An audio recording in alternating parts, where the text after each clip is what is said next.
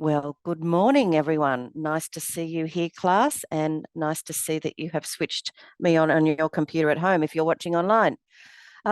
Today, we are continuing with the second text around the topic of censorship. Okay, this is our second part. Actually, this is actually our third lesson on this. Took us 2 lessons to get through the first text. Okay, just before, you should by now be able to define the word censorship. You should by now be able to explain your opinion on the idea of censorship. So we're just up to analysing the persuasive text. And today you will determine whether this argument is well supported or not. I don't think it'll take us as long to read. Now,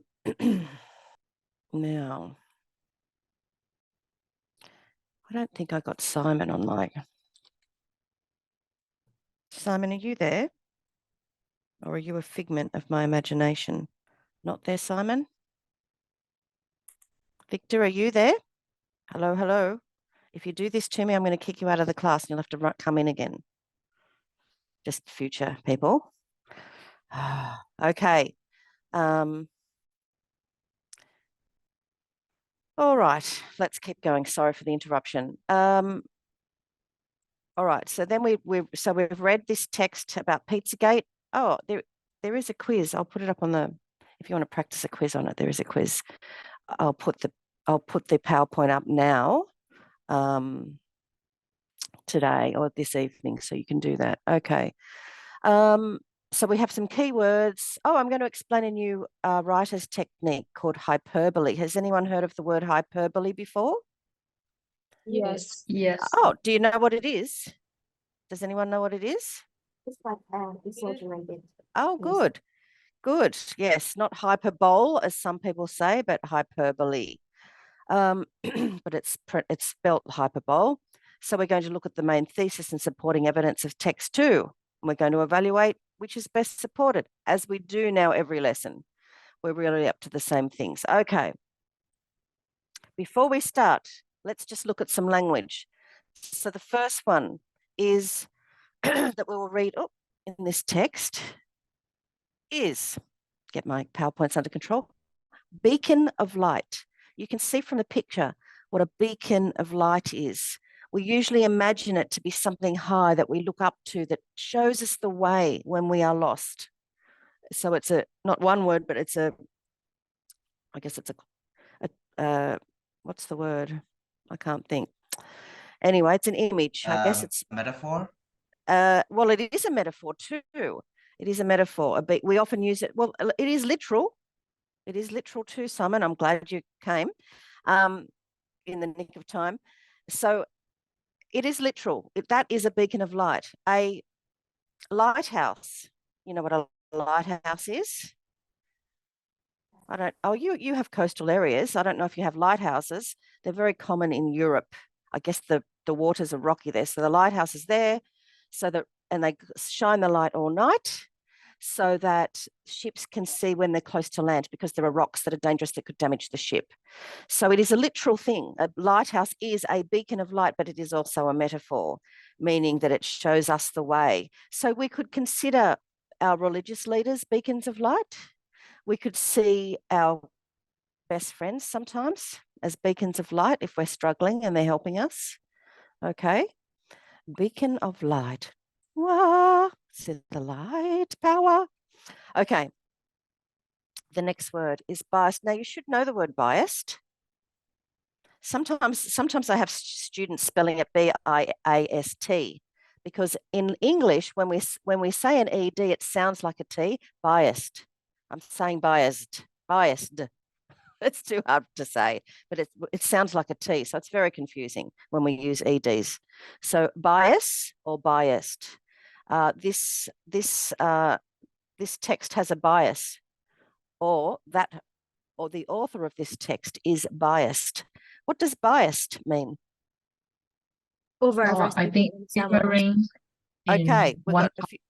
Sorry, Google, can you say that again, please? Favoring in one particular thing. Favoring of something, or a non-favoring. You know, it could be you have a bias against something, or you could have a bias for something. Okay, so I have biases. I try not to teach my biases, but I do have biases, and I'll outline where I teach a bias today, actually, because I am biased. I have a bias about this text, about one of the ideas in this text. So, and you know, my bias could be right, but my bias could be wrong.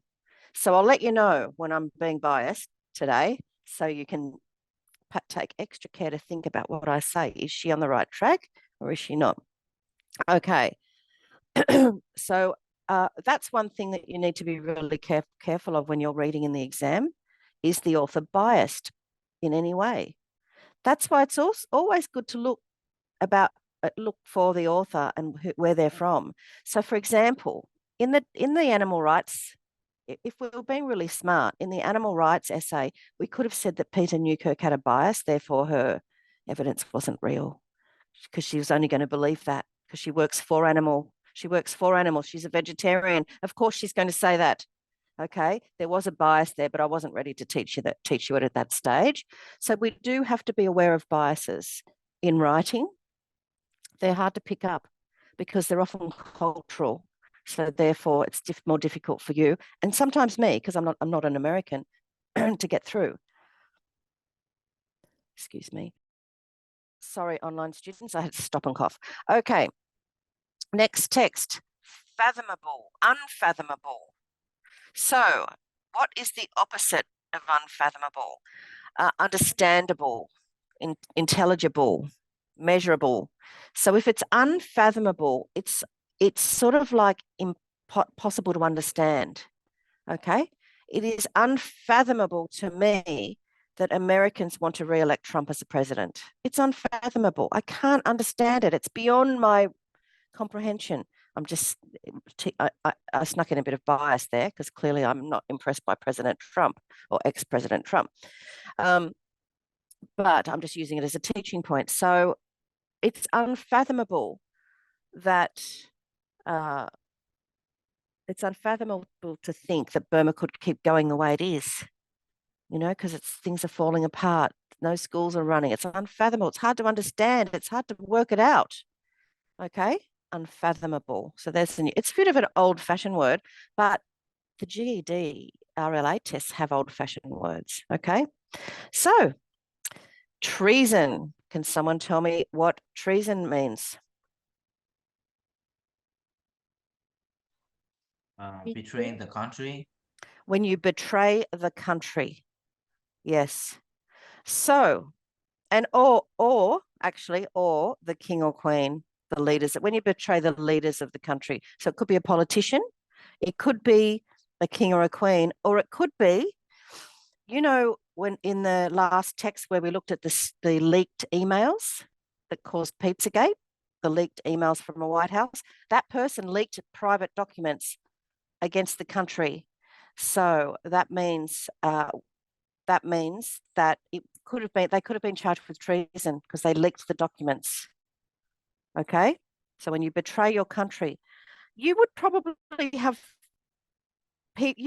think there are people being treasonous now. Maybe there are certain soldiers in your country that you think are being treasonous against Burma. They're not they're betraying the country by fighting. You maybe that's a way that you can see treason. I'm not sure. Okay. And the technique, exaggeration or hyperbole, to exaggerate statements or claims that are not meant to be taken literally, to make something sound much worse or better than it is. So clearly we've got a technique here. We've got a new technique here, author's technique of exaggeration. So if I say, oh, look, smoking's healthy, everyone, smoking's healthy. Did you know that 200 billion people smoke and they're quite healthy? Now, I'm probably exaggerating 200 billion people, okay? It's not credible. So exaggeration is not a credible form of supporting your evidence, okay? Because it's sort of a lie. All right, so here's some examples. I slept like a rock. Can you see what's exaggerated here? Like a rock. A Like- rock. Like a rock. It's also a simile, isn't it? I slept like a rock. It has metaphoric attachments, really. When I sleep like a rock, what am I really doing? What does it mean? What's the thing they have in common in this simile? Sleeping and not moving at all. Yeah, still and heavy. You know, that deep sleep. All right. So that's exaggeration. You can't really sleep like a rock. You're not never that heavy and you're never that still. Okay. So it's an exaggeration. These high heels are killing me. What does this mean? Where's the exaggeration or the hyperbole here? Killing. Killing. Can your shoes actually kill you? Are your shoes murderers? No. No. Right. So we've got some exaggeration here. But what does it mean? What is this? This is again a metaphor. Well, it's sort of, I guess it's it's almost personification. Yes, giving a non-living thing living qualities, killing. So it's definitely metaphoric. It's interesting now you know that one thing could be three different techniques. One sentence could be three different techniques being used. So what does it mean when these heels, these shoes are killing me? It's hard to That's really hard. It really hurts. And girls or trans girls would know the pain of high heels on your feet. For my graduation, I wore the highest heels I could find. Like they were that high. My foot was like this. So it was like that long, but really high. I damaged my feet forever wearing those heels that night. They literally did almost kill me. I can't wear very high heels anymore. The balls of my feet, they really damaged all the balls of my feet. Very sad. Sad story. Not relevant. Be careful. It's a jungle out there. This might be strange for you because you may live near a jungle or may have a lot of experiences in jungly areas, but this would be something that you'd say in the city in America. What do you think it means? If I said, right, it's dangerous, but even though we're in a big city like New York, you can say, be careful, it's a jungle out there, like it's dangerous. Things will jump out at you and you don't know when or where. Okay. So again, it's not really a jungle. It's quite exaggerated. You're as light as a feather. Oh, Gugu, did you have something to say? Yes, I have a question, teacher. Can you Yep. explain me more about the situation in which like there's that jungle out there is used? It's an it's a Western colloquialism. So you would usually only use it in the city. And it's because there's a bit of irony because it's not really a jungle. Okay. But the way people who don't live in jungles, the way they imagine jungles are often from Hollywood movies where there are tigers and lions ready to jump out and eat you. So there's this surprise attack, danger, you're risking your life. And cities can be dangerous. I mean, people do get shot, people do get stabbed, people do get robbed. So there's this sort of exaggeration like, oh, it's a jungle, like it's crazy, but it's a cement jungle. It's a concrete jungle. Sometimes we call cities concrete jungles because they're big, like jungles have big trees, we have big buildings, big and dangerous. And there's an element of surprise and there's an element of a risk of your life. But you can walk in the jungle and it isn't really that risky. And I know I can walk in the city and it's not really that risky. So it's an exaggeration because of it. Thanks. Teacher, Okay. so when we see like the soldier or the police like that, we can see like that, oh, there's a jungle out there like that. If you see a photo of the police, did you say? Yeah, the police or the soldier, like a group of soldier like that in the city or Well, if you're in the city, yeah, you could say that. Yeah. The image more would probably be like it's New York at nighttime where there's drug dealers out and people drunk and people high on drugs and prostitutes and police, all that mix of, it's really a mix of crazy things that are all potentially dangerous. Sorry. Okay. Thanks for clarifying that though. I appreciate that. Okay, you're as light as a feather. Can anyone really be as light as a feather? No. Right, so clearly it's a very simple hyperbolic simile. Okay, it's a simile. It's sort of similes are related to metaphors. There's a metaphoric element. We connect a feather and a person. Okay, this is me. This is me at scholarship time. I am drowning in paperwork. Now, what technique is it? It is hyperbole, but what else? Hyperbole. Yes, and what else? Hyperbole is one. What else? I'm drowning in paperwork. Metaphor. It also is a metaphor, because what two things? What a metaphor is saying one thing is another. What one thing is another here? Like, well, remember I'd say, oh, Rachel is a beautiful sunset. And so the metaphor is Rachel is a sunset. So one thing's being compared to another by saying one thing is another. So what one thing is another is here? Drowning. I'm drowning. Drowning and? Paperwork. It's not exactly the paperwork, but it relates to the paperwork. It's the amount of paper, because we're drowning. You can see the papers piling up, and I'm going, oh, as the papers pile all over me. The scholarship essays pile all over me. Okay, so great. That's a great hyperbole, which is also a metaphor. I'm drowning in paperwork. Okay, we might go on. You've got it. You've got the hyperbole, and you've also learnt maybe you did not know that one sentence can be a variety of writer's techniques. That's the cleverness of writing. So if you're writing a book or a poem, you really want your sentences to be more than one technique. Often that's what clever writing is, but not to the point that people can't understand it. Okay, the title of this text is Xylem. The First Amendment is the spirit of America. The First Amendment is the spirit of America. Yes, and the author is Uziel. Amanda Norcott. Amanda Norcott. And we're just going to call Amanda Norcott the author, because you may not know the gender of the name, so you're only ever going to call the writer or the author. The author uses, or the author highlights. Don't say he or she, because if you get that wrong, they're going to drag down your marks big time. Because I worry that there's a bias against students who are from non-English speaking countries, or native born speaking. Okay. I want you to just scan a little bit. Just 30 seconds. All right. That's enough. That was a quick 30 seconds. That's enough. You just read a few words. Can anyone guess? Now, we know the ideas, the topic is censorship, and we know the last text was for censorship. Okay?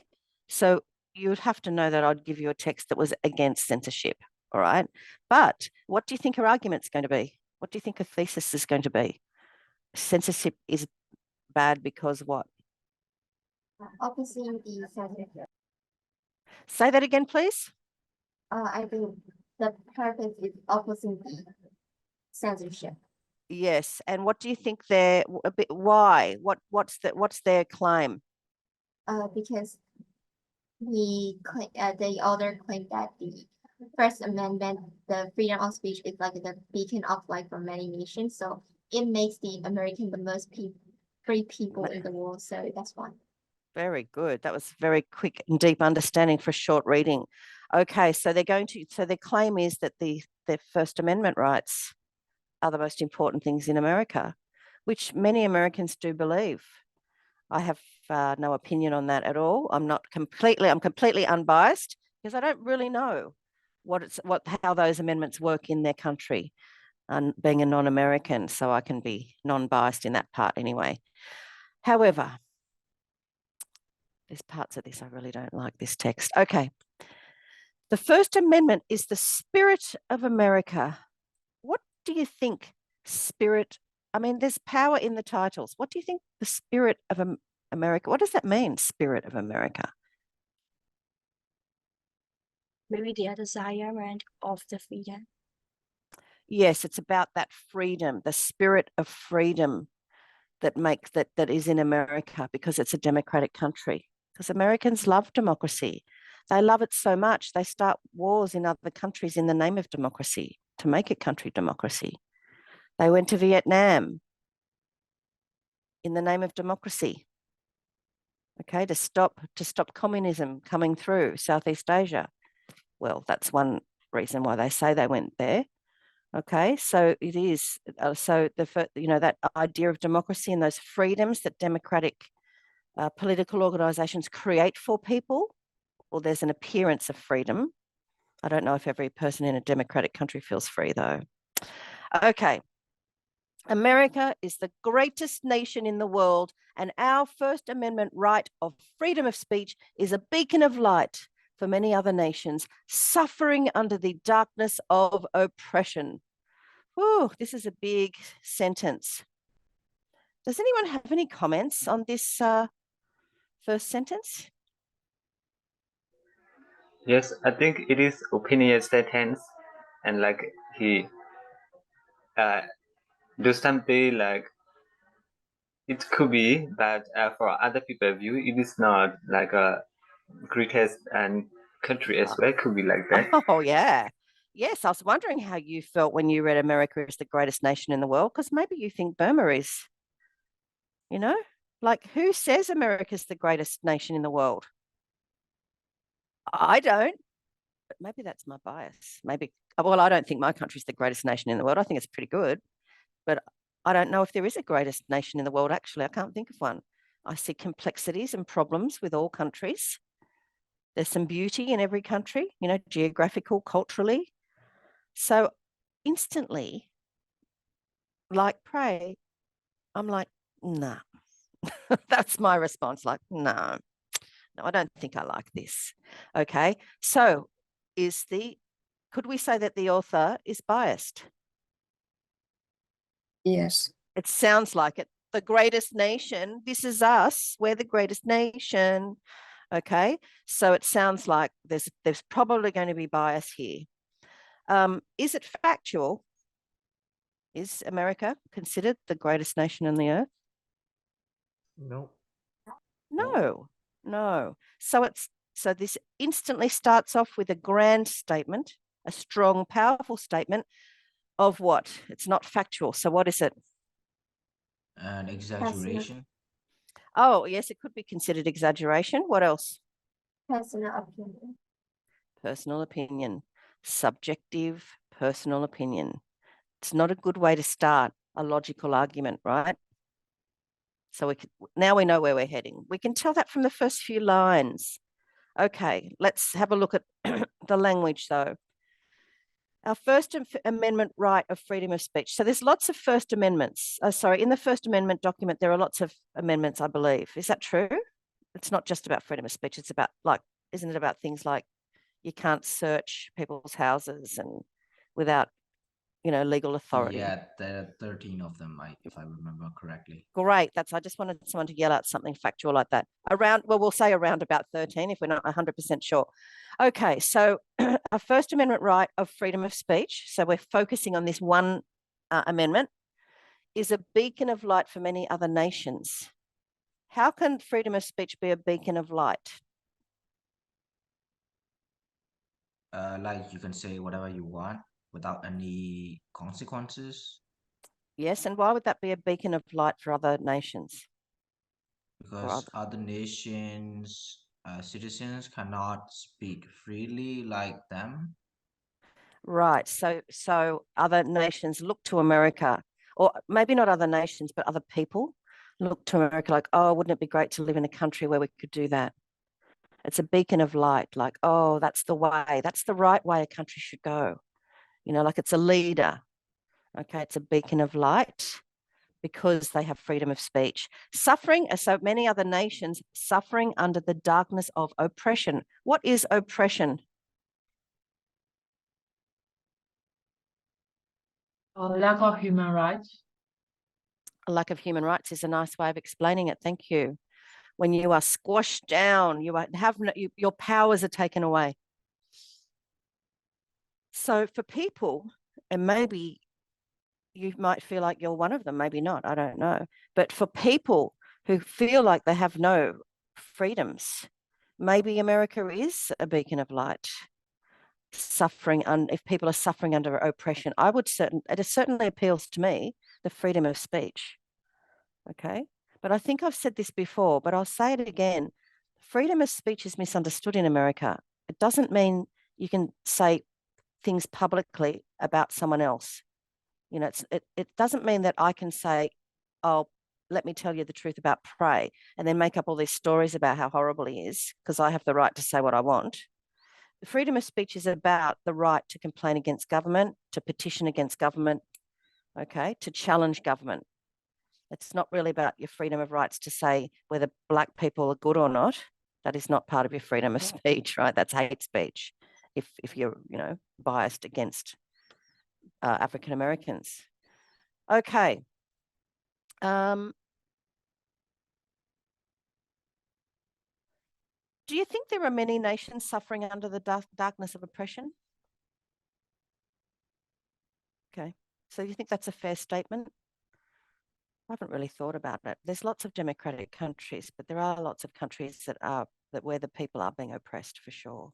Okay. These amendments make Americans the most free people in the world. Are Americans the most free people in the world? No. Okay, Xylem, why do you say that?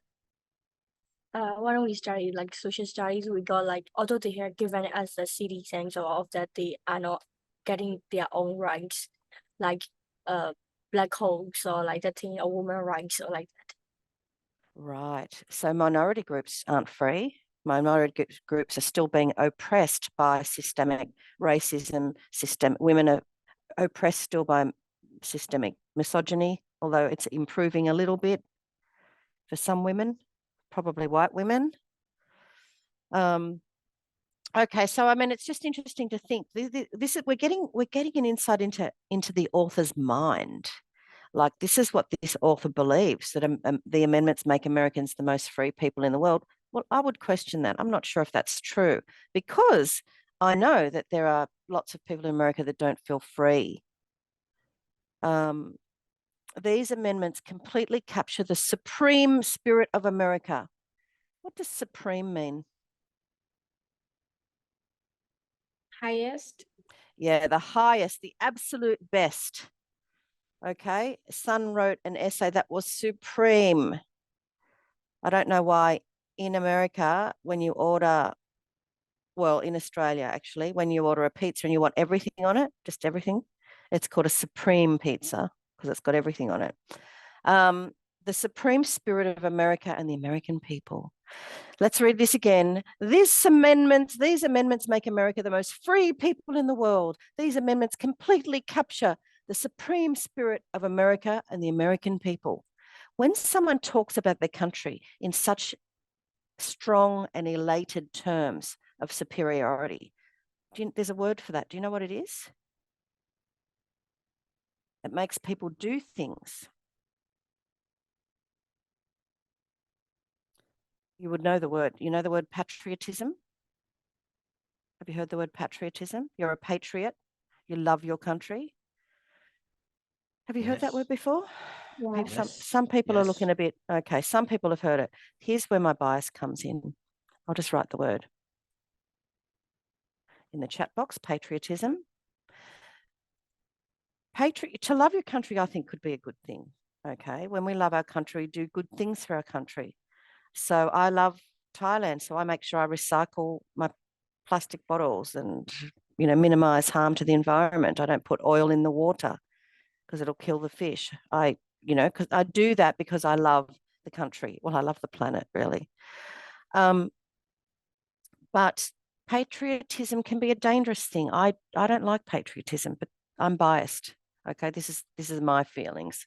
I have a bias against people who are patriotic, because if you're too patriotic, you hate everyone else. You love your own country, you think you're the best, and you hate everyone else. Therefore, it's a way for countries to quickly go into war. No, we're the best country. We're going to take you over. Ukraine, we're just coming through because Russians are the greatest. Okay. It leads way to things like that. People will do things in the name of patriotism. For example, in our last article that we read, where the man went to the ping pong pizza shop and shot people, he did that because he was a patriot, because he loves his country and he's got to make his country right. So I see patriotism as being quite dangerous. And governments use patriotism to make young men go to war. And I don't like that. Okay, so they're sort of my biases. So instantly, this text is incredible to me just because of the patriotism. Okay, it's all love of one's country, but where are the facts? Where's the data? Where's the science? Where's the logic? Okay, it's already turning me off because I don't like patriotism. Even though patriotism can be used for good, it has been used for great evil to oppress people. Do this. If you don't do this, you do not love your country. It's a tool to use to oppress people. Gugu. Lisa, can you explain me the difference between nationalism and patriotism? No, I don't think I can. Clearly, I'll get back to you on it. I need to think about it. But that's a great question. I'll put it up on our Facebook page. But they certainly are linked. They certainly are linked. It relates to politics somehow, but I need to think about it more. Okay. Next slide. It is unfathomable, remember the word? Unfathomable to think that any true Americans could support the censorship of social media or any other media platforms. To agree to this form of censorship is surely treasonous to our great country and all its citizens. What's the claim here? What's the author claiming? Censorship. The author is against censorship because what? Why? Xylem. It is unreasonable to support censorship as an American who prefer freedom. Right. It's hard to think that any Americans could support it because it's treason. Why would censoring social media be treasonous? Why would that be against the country? Because it goes against free speech. Right, because it goes against free speech. So this is the claim. Okay. So it's just outrageous. It's treasonous. Now, treason is a pretty strong word to to take porn off Facebook. Right? That's a pretty, I don't know if that's treason, to take hate speech off the internet. I question whether that's treason, because treason is going against your country, like selling your country's secrets to another country. That's treason because it can harm your country.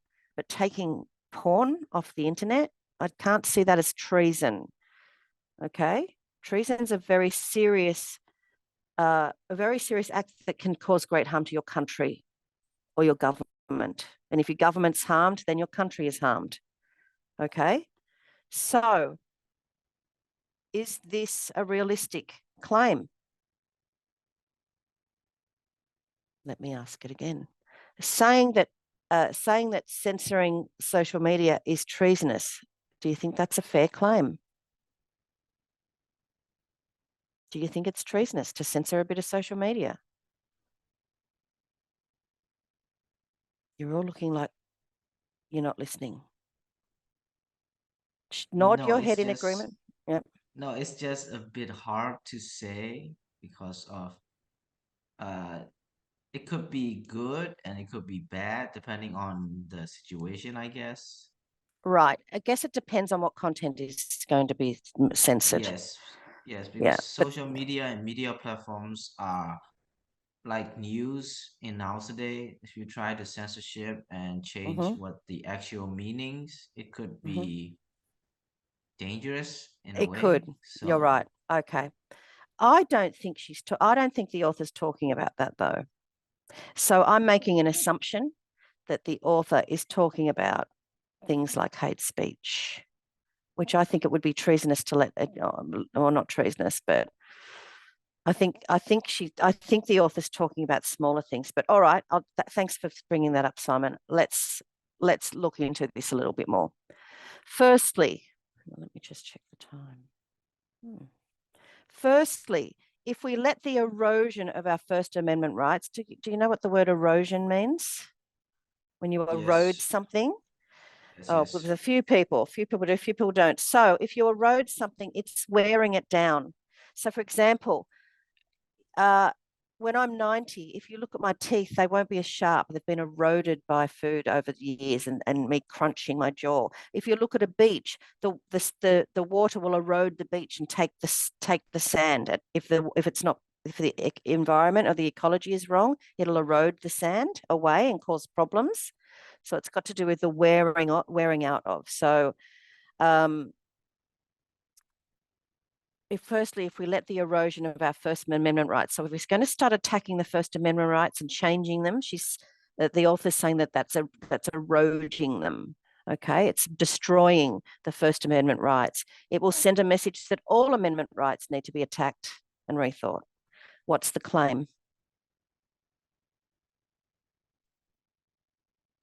If we let the First Amendment rights be changed or be attacked, the other amendments could also be in danger as well. Thank you. If we change one or play with one or rethink one, that means all the others are open to attack. It means it's like, now that we've started, let's just change this one. Let's just change this one. And then there'll be no amendment rights. And the word rights, I mean, the amendments were about people's rights, okay? So eroding them is very, it's negative connotations.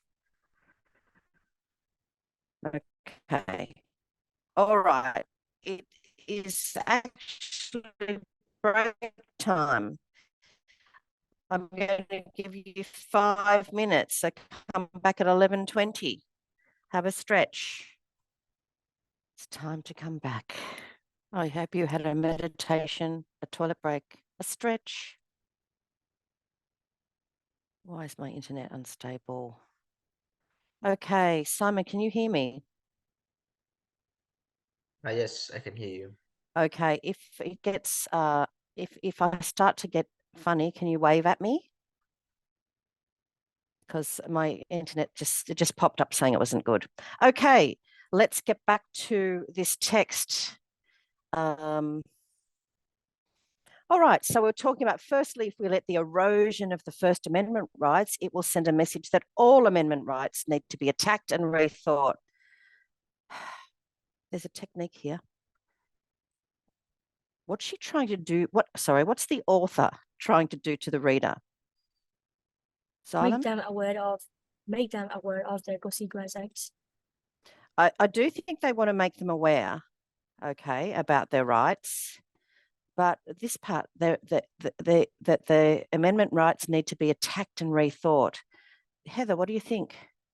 I think it's like manipulated because she's like thinking about the consequences of like she's overthinking or over.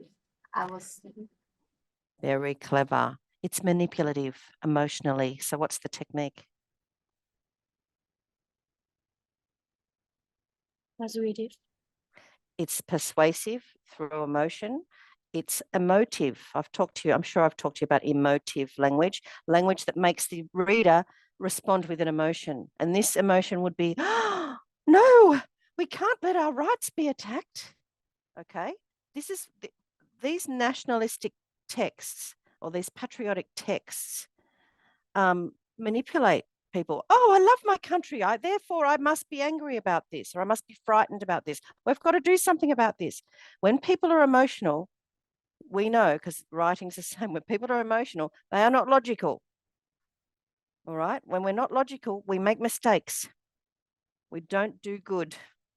Usually, if we're extremely upset, extremely angry, extremely sorrowful, extremely confused, we don't, it makes us think from the heart, not from the head. We make mistakes. That's what worries me. This is manipulative.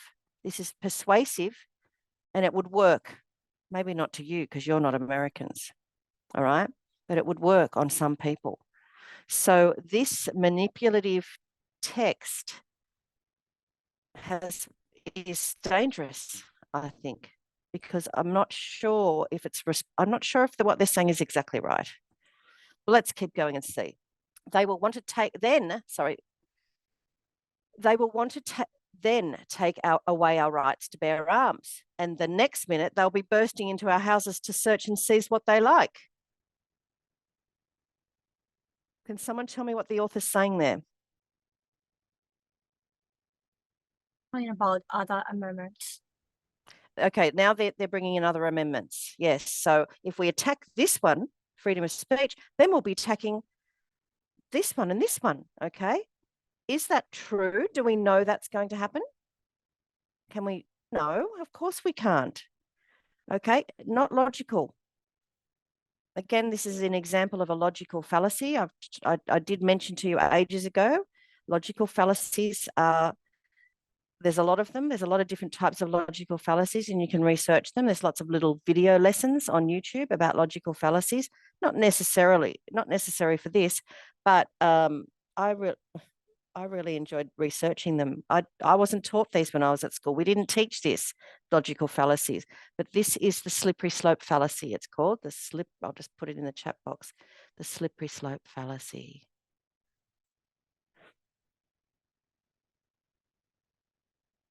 I think I taught it to you before when I sort of did what most parents do. Like, if you don't do your homework, you're going to fail at school. If you fail at school, you're going to end up poor and you won't get to university. And if you're poor and you won't get to university, you'll end up on the streets and then you'll end up on drugs and then you'll be dead by the time you're 25. Okay, that's the slippery slope fallacy. Just because one thing happens doesn't mean all these hundreds of other things will. That's the fallacy. That's the problem with the logic. Okay, so here we're not getting logic. We're getting the opposite of logic. It's emotional, it's subjective, it's manipulative, and I can see a couple of people taking notes. That was a great thing to take notes on, by the way. And therefore, but there is no logic to it. Okay, there's false logic. Just because they changed an amendment slightly doesn't mean that everything else will be attacked, and it doesn't mean that people will be bursting into your house and taking what they like. Okay, that's very exaggerated. Okay, it's the extreme end of what possibly could happen, but is most unlikely. Okay, it all starts with taking away our right for free speech. But let us just imagine that they win and our social media platforms are heavily censored. Let's see what the author's imagining. Could you honestly say that you would trust Mark Zuckerberg to get it right? Could we trust that he would carry out this with fairness and consistency? What is this they're talking about here? Could we trust him to do this? What are they talking about when they say this? What is this? Censorship. Thank you. Censorship, right? I think this is an interesting point, though. Mark Zuckerberg, the head of a lot of social media, because he'd be the one who'd be censoring, right? He owns the company. Could we trust that he would carry this out with fairness and consistency? Could we trust that his political biases would not interfere with his decision making while he's deciding what to censor and what not? Wouldn't it give him too much power, particularly considering that he doesn't even hold a government position? Okay. First of all, what's the obvious technique here? And I'm talking punctuation.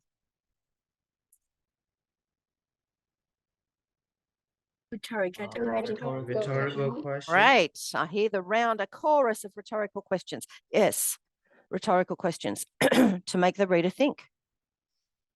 Okay. And I think there's some good questions here. This is I think it's a fair question. If social media was going to be censored, who would be in charge of it? And how could we trust them if they weren't government elected? Okay, we have to trust in America, we have to trust our government because we've elected them, right? So we have to they have permission. But does Mark Zuckerberg have permission to interfere with what we say? Good question, isn't it? My answer, I don't have a simple answer for that either. thinking about it quickly. So there is some good logic here. The logic is, well, there's a concern about who gets to decide what's censored and what's not. I think that's fair. But is it well supported? Does it give evidence to suggest that this would be a problem? Let's see. Continuing along the lines of possible disasters, if our First Amendment right was attacked, just imagine what could happen to all the radicals and conspiracy theorists. It wouldn't stop them. It would just push them further underground to more secret platforms. Okay. So we're looking at other disasters. So this is one disaster. Who decides to censor? That's a big problem. The next disaster is, what would happen to all the radicals and conspiracy theorists? Why is the author worried about the radicals and conspiracy theorists? They're all the people saying things that are dangerous. What's the author saying would happen to them?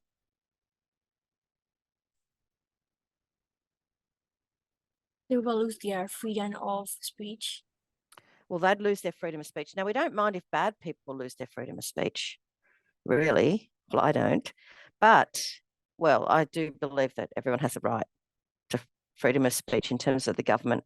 But the radicals and conspiracy theorists, they're all the dangerous people on the internet who are causing things like Comet ping pong incidences, the storming of the official American building.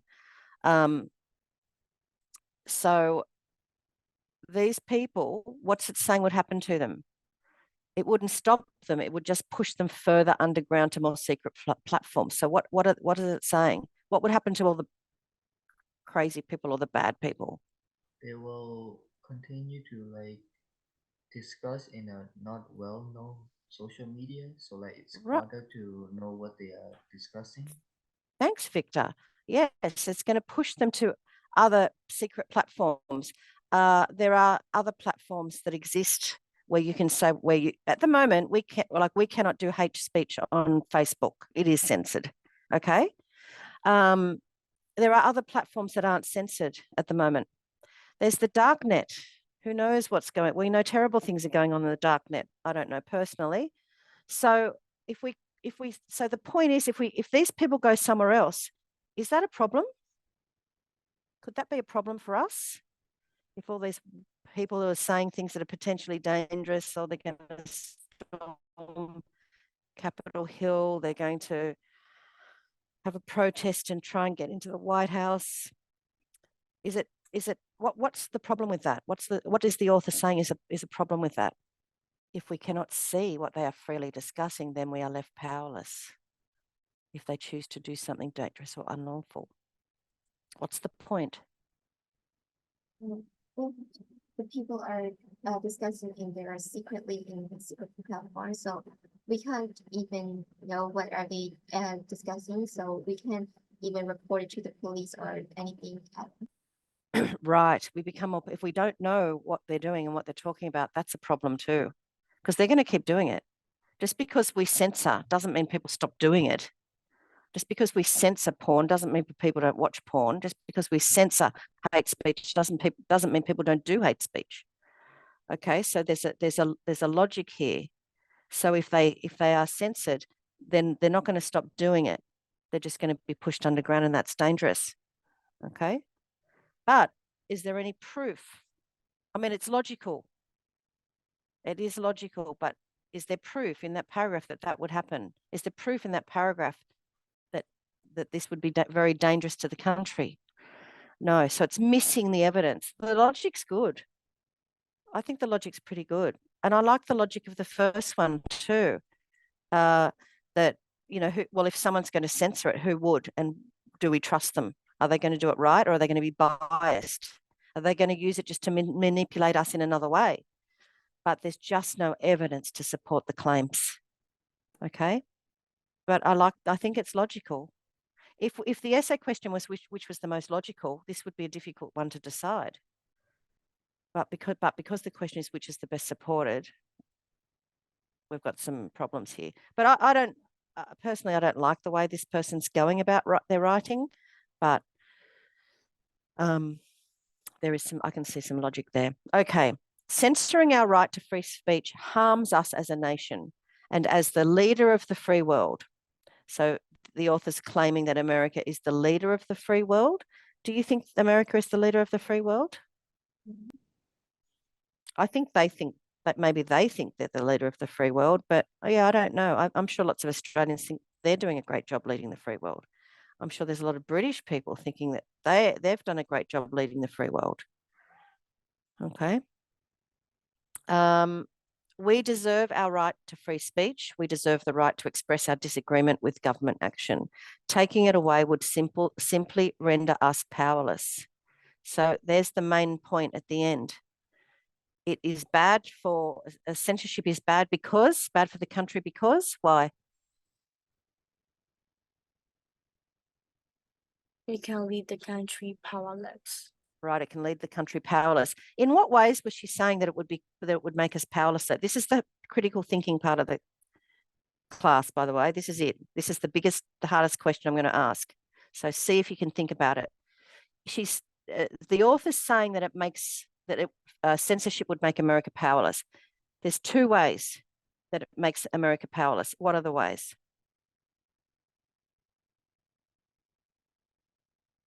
Frightening What to the freedom. Say that again, Zalim. Frightening to their freedom. In what way? What point do you mean? By permitting to the freedom of speech. Oh, okay, just the basic amendment rights, yes. And if we don't have amendment rights, we've lost a lot of powers. Yes. Okay, thank you. What's the other one? Like freedom got to do of with- speech is like the signature of America, as the author claims so. Because if we take away the freedom of speech, then the famous spirit of America will be lost. So that will make the country powerless. Yeah, that's nice. That's another one of the implied messages. It implies that, but it has two main claims. I think that's sort of separate, but I'm glad you picked up on that. You've got the sort of implied messages. They're always hard to get. Xylem, did you want to add to yours? I think for another way is that if we permit the freedom of speech and also censorship, and most of them will do in a secret way and uncommon way, so it is more difficult to control them. So it can lead to more problems. Right. Right. Part of democracy is seeing everyone's discussion. It's all transparent. Everyone can see it. And we have the right to agree or disagree. All right. We're not going to be shot if we disagree with someone. So it's an open conversation. And if we suppress that conversation, it could be dangerous because it will put a point. Okay. So what I want to do, I'm going to have to stop sharing for a minute. I just want to check this PowerPoint and make sure I've got the links on it somewhere. I'm sure I do, yes. Okay, where are you? All right.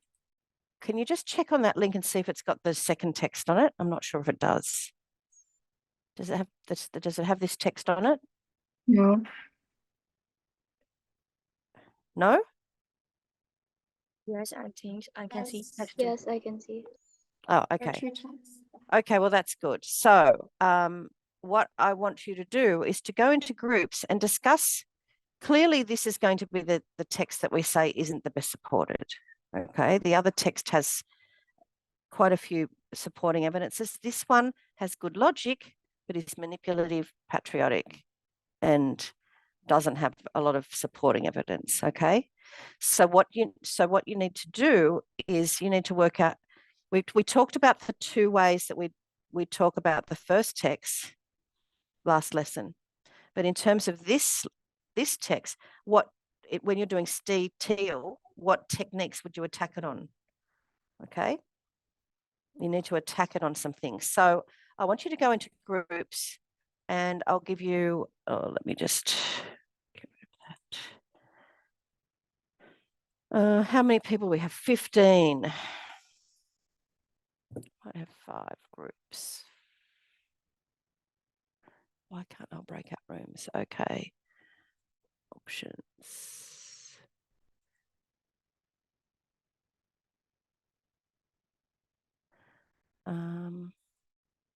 And recreate with.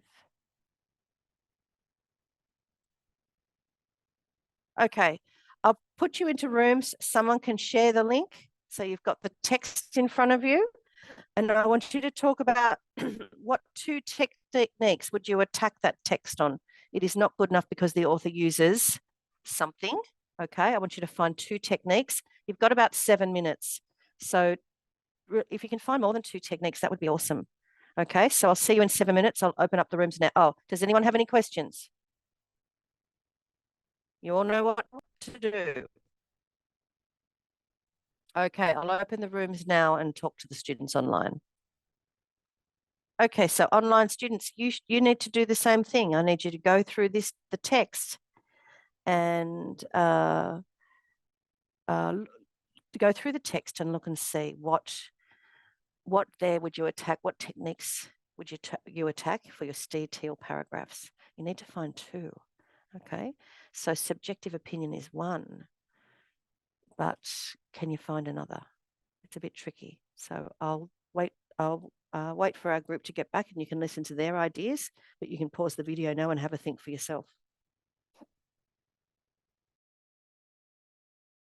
Okay, people are coming back. I'll just find the.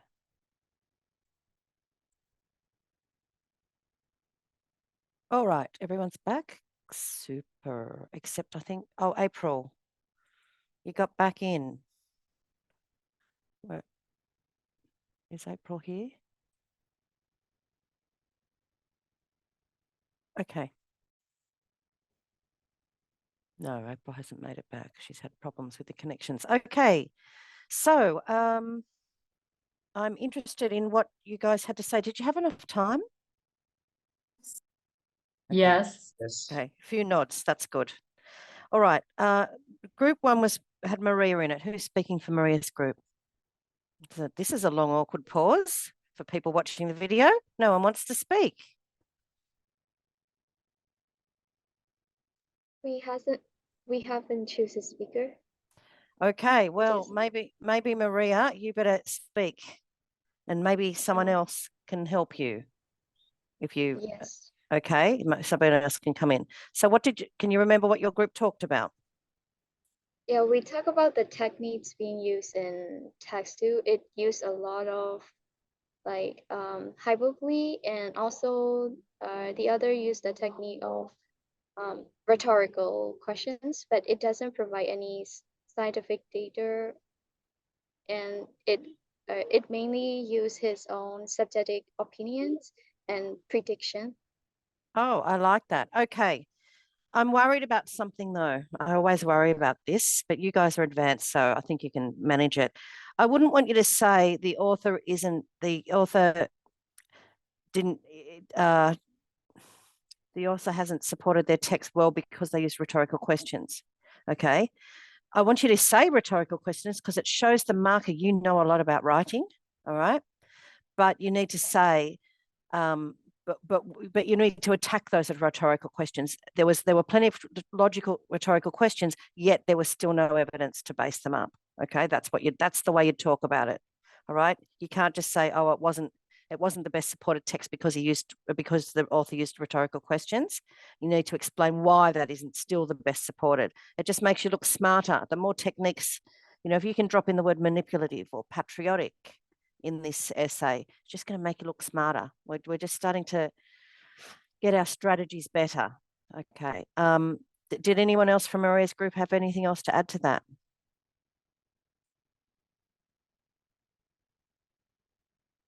Okay. Very quiet group. I don't know who was in that group, so you're lucky. Sun, what about your group? Who's speaking? Our group discussing the first one is exaggerating like a hyperbole because he said America is the greatest nation, and then also the leader of the free war is not true. He didn't provide any evidence. Another Right. thing is manipulating. Like we just are talking about free of speech, but he pointed out other radicals, other amendments as well. So it's not well supported. Okay. So I need to tell you, when you used the part that you referred to at the beginning was the evidence, the hyperbole that they're the greatest country in the world. That is true, but it doesn't relate to the author's argument. The argument is about censorship. So I highlighted that technique for you just to be thinkers, but not to use you wouldn't be able to easily use that in the exam because you've got to stick to the point about censorship. Okay. But it did introduce the idea of hyperbole, and there are other examples of hyperbole throughout the text that you could use. It would be a better quote. Okay. So yes, I agreed with you, but I just wanted to clarify. What was the other one that you said, son? Manipulating. Oh, yes, you can. Yes. Okay. You can talk about it's manipulative and it's persuasive, but there are still but it's not backed up with any scientific evidence. And then you have an example of the manipulative, persuasive language. That would be fine. Okay. Good work. Group 3, Simon's group. Who's speaking?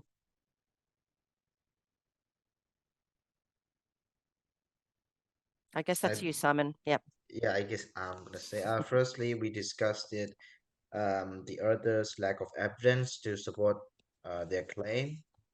Next, we discussed this text being similar to propaganda because they are in the text they describe America and its people as the greatest people in the world. So that is not factually correct. And it is manipulative, and it is trying to persuade the reader into thinking that in a way that the America is the greatest and they are the leading example, which is not. That is why.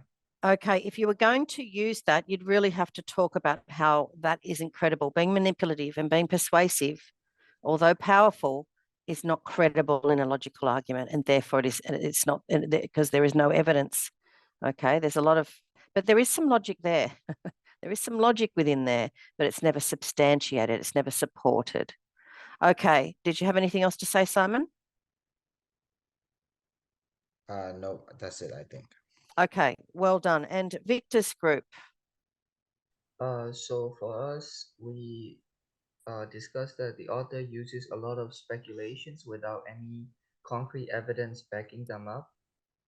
Well, I love that because I didn't teach that. So yes, the author speculates. What does the word speculate mean?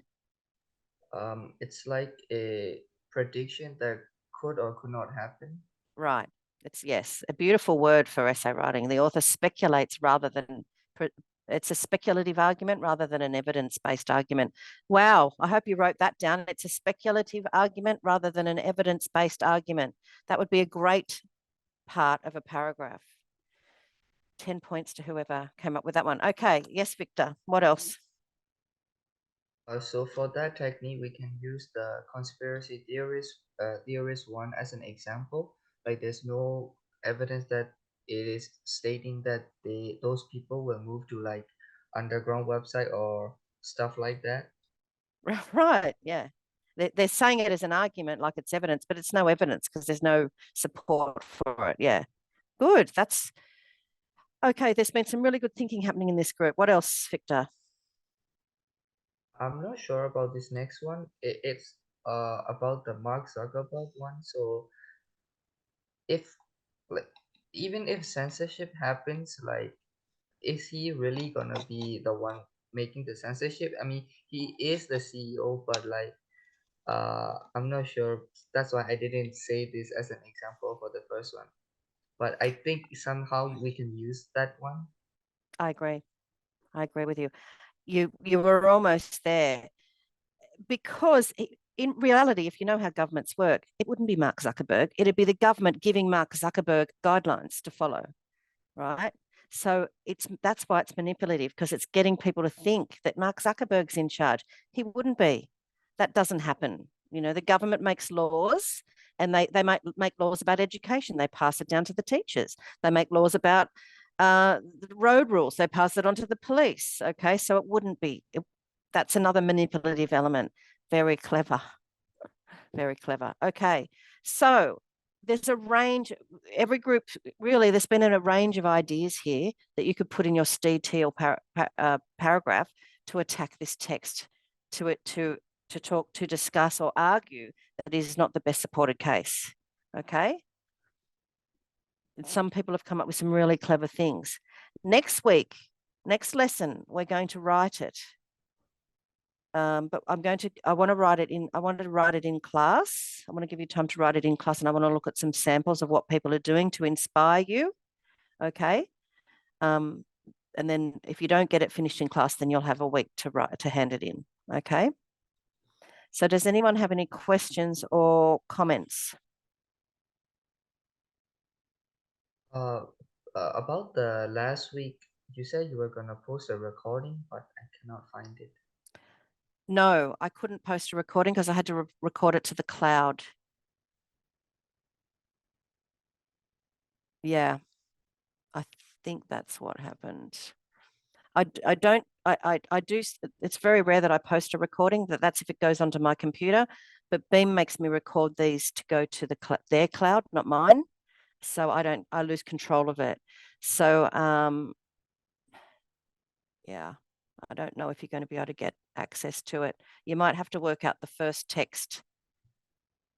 Were you there were you in the last lesson? Yes, but Oh. only for the first part. Oh, okay.